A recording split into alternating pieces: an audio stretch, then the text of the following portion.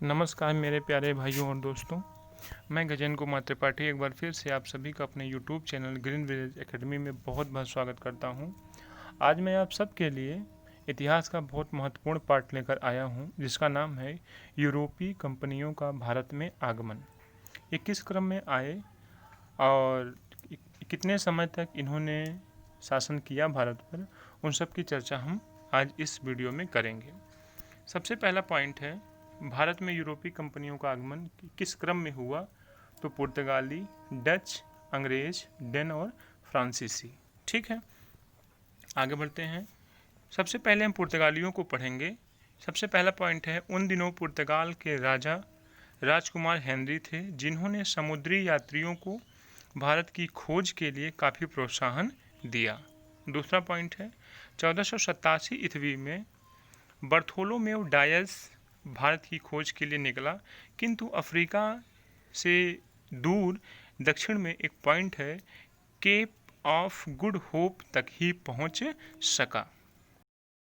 Point है, DISE के पद चिन्हों पर चलकर 21 मई 1498 ईस्वी को वास्को डिगामा नामक पुर्तगाली कालीकट बंदरगाह भारत पहुंचा। यह दिन भारत के साथ विश्व के व्यापार के लिए मील का पत्थर साबित हुआ। मतलब जो भारत अभी पता नहीं था कि पृथ्वी पर कहाँ है, धरती पर कहाँ है, उसकी खोज अब हो चुकी थी। अब व्यापार करने में आसानी आ चुकी थी। चौथा पॉइंट है, कालीकट का हिंदू शासक उस समय जमोरिन था, जिस समय वास्को डिगामा भारत पहुंचा। जमोरिन ने दिल खोल कर स्वागत किया और जाते समय उसे भारतीय कुछ सामान दिए, जिसमें कुछ मसाले थे, जिसे बेचकर वास्को डिगामा अपने यात्रा के खर्च का 60 गुना मुनाफा कमाया। अब सोचिए कि 1 रुपये लेकर आया होगा अगर वो, तो 60 रुपये लेकर जा रहा है। ऐसी जगह पर कौन बार बार नहीं आना चाहेगा जहाँ पे 60 गुना फ़ायदा हो। पांचवा पॉइंट है कि 15वीं ईस्वी में एक अन्य पुर्तगाली पेड्रो अल्वारेज कैब्राल भारत पहुंचा। ऐसा नहीं था कि पुर्तगाल से वास्को डिगामा ही चला था, उसी की जिम्मेदारी थी भारत की खोज करो, है ना, और लोग भी आते गए। तो दूसरा जो अन्य पुर्तगाली था, पेड्रो अल्वारेज कैब्राल भारत पहुंचा। 6 पॉइंट है कि 1502 ईस्वी में वास्को डिगामा फिर भारत आया। इसलिए किस लिए आया? क्योंकि उसकी लालच बढ़ चुकी थी, है ना। आगे देखते हैं। इसी समय कालीकट, कन्नौर और कोचीन में अपना व्यापारिक केंद्र स्थापित किया, है ना। यहाँ पे अपनी फैक्ट्री लगाई, यहाँ से सामान अब पूरे भारत में हम बेचेंगे, इस प्रकार से। 7 पॉइंट है कि भारत में पुर्तगाल का प्रथम गवर्नर फ्रांसिस डी अल्मोडा था। इसको याद रखिएगा, इंपॉर्टेंट पॉइंट है। 8वां नंबर है कि 1510 ईस्वी में पुर्तगाल का दूसरा गवर्नर अल्फोसो डी अल्बुकर्क, ये आदमी खतरनाक था, इसको ध्यान रखिएगा। 1510 ईस्वी में पुर्तगाल का दूसरा गवर्नर अल्फोसो डी अल्बुकर्क भारत आया और बीजापुर के शासक के जो थे उनसे गोवा को अपने कब्जे में ले लिया। गोवा को पुर्तगालियों का घर बना दिया। इस समय भारत के क्षेत्रों में सिकंदर लोदी का शासन हुआ करता था। मतलब भारत के कुछ हिस्सों में सिकंदर लोदी वंश चल रहा था, जिस समय अल्बुकर्क भारत आया और पुर्तगालियों को कह दिया जा करके पुर्तगाल में कि जाओ, वहाँ गोवा है, वो अपना घर है, उसको मैंने जीत लिया है, उसको अपने कब्जे में कर लिया है, वहाँ आप आराम से रह सकते हो।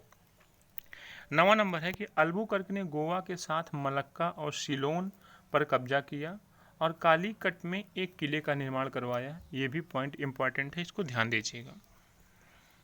10वां नंबर है कि अल्बुकर्क ने पुर्तगालियों को भारतीय महिलाओं से विवाह के लिए प्रोत्साहित किया करता था। जो अल्बुकर्क है वो पुर्तगालियों को भारतीय महिलाओं से विवाह के लिए प्रोत्साहित किया करता था, है ना। विवाह करोगे, भारत अपना हो जाएगा, कोई कुछ बोलेगा नहीं, है ना, दामाद बन जाओगे, इस टाइप से।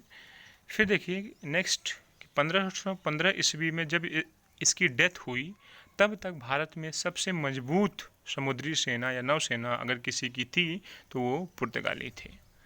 नोट पॉइंट है कि आलू, तंबाकू, छापा खाना और पेड़ों में औषधियाँ होती हैं, इस बात की जानकारी या आलू और तंबाकू से परिचय सबसे पहले हम लोगों को, भारतीयों को, पुर्तगालियों ने ही कराया, या ये कह सकते हैं कि ये चीज़ें पुर्तगालियों की ही देन है। ठीक है। पुर्तगालियों के पतन का कारण समुद्री डकैती थी, व्यापार में अवैध कार्य था और ब्राज़ील की खोज थी। आज हम इस वीडियो में यहीं तक आपसे मिलेंगे।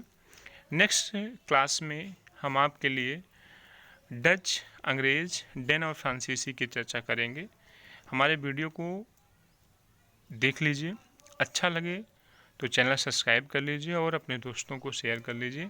तब तक के लिए धन्यवाद। हम आपसे फिर मिलेंगे महत्वपूर्ण बिंदुओं के साथ। और जाते जाते आप सबके लिए एक क्वेश्चन, क्या आपको पता है भारत में यूनेस्को के विश्व स्थल कितने हैं? इसका जवाब हमारे कमेंट में आप कर सकते हैं। तब तक के लिए आप सबको बहुत बहुत धन्यवाद।